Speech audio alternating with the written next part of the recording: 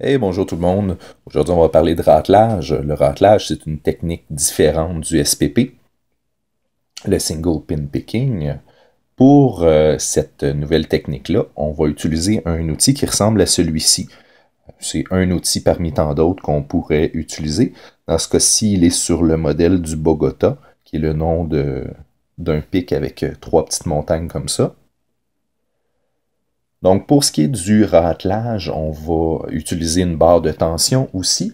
Par contre, contrairement au SPP où j'utilise une barre de tension qui est droite pour avoir un feedback beaucoup plus précis, mais qui nécessite plus d'exactitude dans la pression qu'on va appliquer. C'est très facile de mettre trop de pression ou pas assez. Dans ce cas-ci, pour le raclage, je vais utiliser une barre de tension, comme on peut voir, qui a un petit twist à l'intérieur. C'est une préférence personnelle, c'est pas nécessaire. Par contre, ce que ça va faire, c'est que ça va absorber le surplus de tension que je vais appliquer, car j'ai tendance à appliquer un peu plus de tension sur mes raclages que sur le SPP. Donc, on va faire une petite démonstration avec ce pic-ci. J'applique une légère pression avant même d'avoir rentré le pic. Là, je vais rentrer.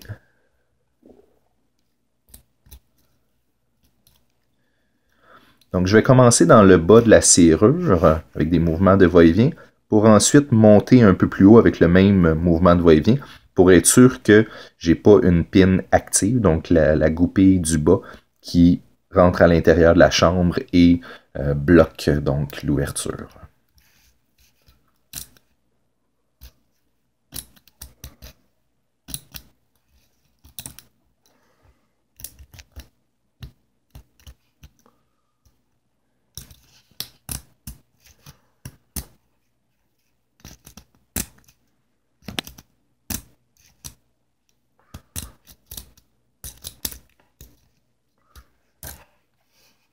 Donc, on a ouvert la serrure.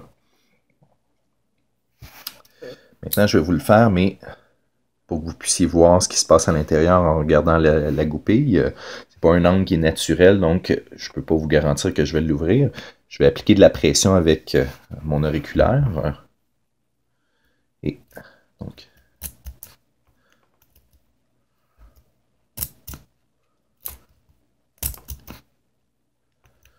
Donc, on peut voir qu'il y a déjà deux goupilles qui sont placées. Peut-être même ceux-là, je ne suis pas sûr qu'ils sont tout à fait bien placés.